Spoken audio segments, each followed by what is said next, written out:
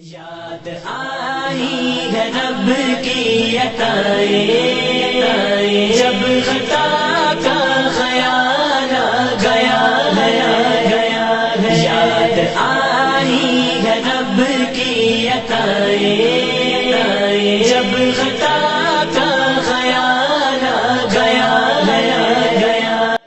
جنات کی شرارت سے بچنے کا نبوی وظیفہ۔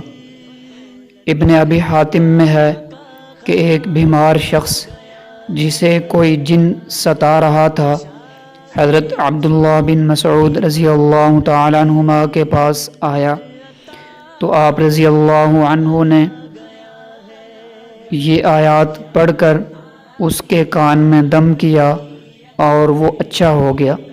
جب نبی کریم صلی اللہ علیہ وسلم سے اس کا ذکر کیا گیا تو آپ صلی اللہ علیہ وسلم نے فرمایا، عبداللہ تم نے اس کے کان میں کیا پڑھا تھا؟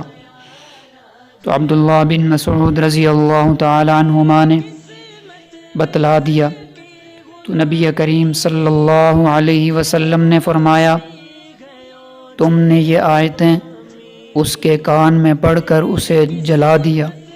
اللہ کی قسم ان آیات کو اگر کوئی ایمان والا شخص یقین کے ساتھ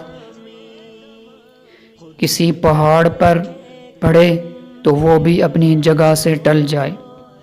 ابو نعیم نے روایت نقل کی ہے کہ ہمیں رسول اللہ صلی اللہ علیہ وسلم نے ایک لشکر میں بھیجا اور فرمایا کہ ہم صبح و شام یہ آیات تلاوت فرماتے رہیں، تو ہم نے برابر ان آیات کی تلاوت دونوں وقت جاری رکھی۔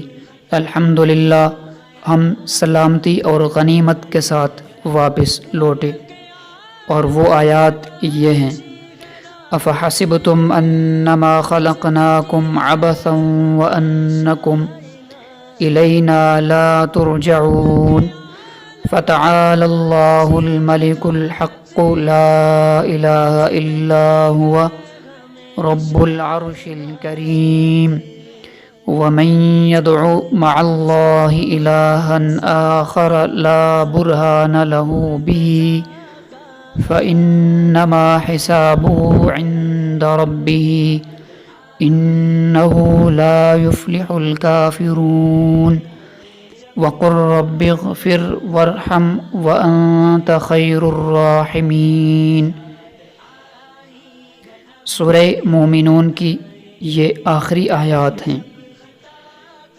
ترجمہ: کیا تم یہ گمان کیے ہوئے ہو کہ ہم نے تمہیں یوں ہی بیکار پیدا کر دیا اور یہ کہ تم ہماری طرف لوٹائے نہ جاؤ گے؟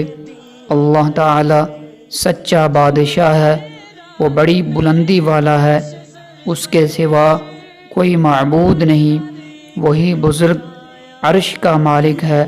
جو شخص اللہ عز و جل کے ساتھ دوسرے معبود کو پکارے جس کی کوئی دلیل اس کے پاس نہیں، پس اس کا حساب تو اس کے رب کے اوپر ہی ہے۔ بے شک کافر لوگ نجات سے محروم ہیں، اور کہو کہ اے میرے رب تو بخش اور رحم کر، تو سب مہربانوں سے بہتر مہربانی کرنے والا ہے۔ یاد آئی ہے رب کی عطائیں، جب خطا کا خیال گیا ہے، یاد آئی ہے رب کی عطائیں، جب خطا